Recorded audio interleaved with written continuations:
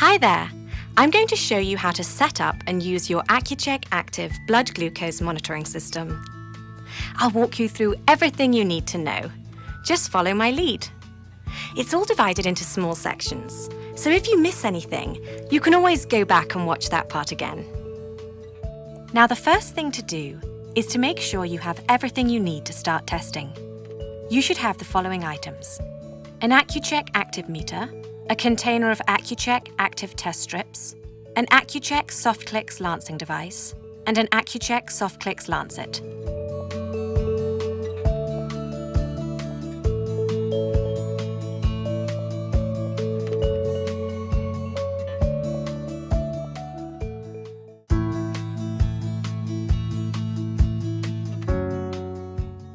I'm going to show you how to use the Accu-Chek Soft Clicks lancing device. First, you will need to load your lancing device. For this, you will need an Accu-Chek Soft Clicks lancet. Remove the cap from the lancing device. Now insert the lancet into the lancet holder as shown. Push it all the way in until it clicks in place. Twist and remove the protective cap from the lancet to expose the needle.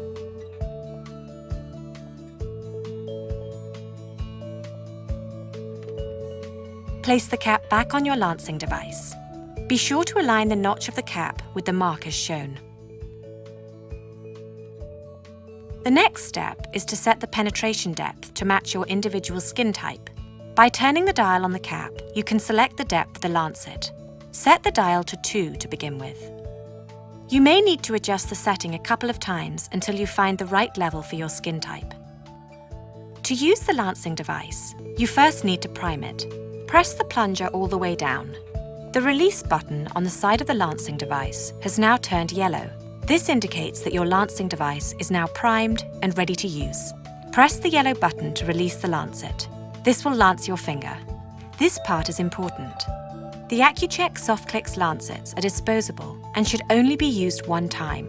A reused lancet is no longer sterile, will lose its sharpness, and become more painful each time you lance your finger. When disposing of a lancet, always make sure that they cannot cause injury and always use a sharps container. To dispose of the lancet, remove the cap from the lancing device. To remove the used lancet, point the lancing device into the sharps container and eject the lancet by sliding the ejector forward as shown. Then place the cap back on the lancing device.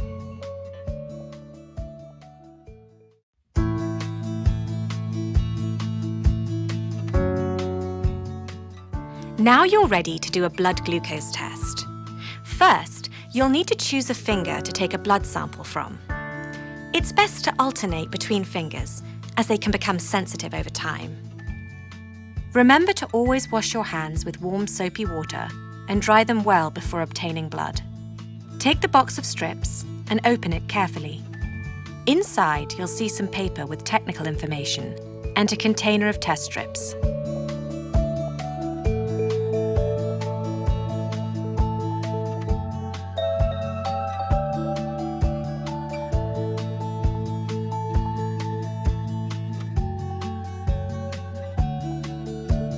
Take a test strip from the container and always remember to close the lid tightly. This helps protect the remaining strips. The strip has a green test area in the center and 2 small arrows showing you which end to insert. Insert the test strip into the meter. A small flashing blood drop symbol will appear on the screen. This tells you that the meter is ready to test. When lancing my finger, I always use the side of the finger rather than the tip, as it's more comfortable and less sensitive. Now, prime the lancing device. Push the plunger all the way down. The release button on the side of the device has now turned yellow. This indicates that the lancing device is primed and ready to use. Press the pinhole opening on the lancing device cap firmly against the side of your finger and press the yellow release button.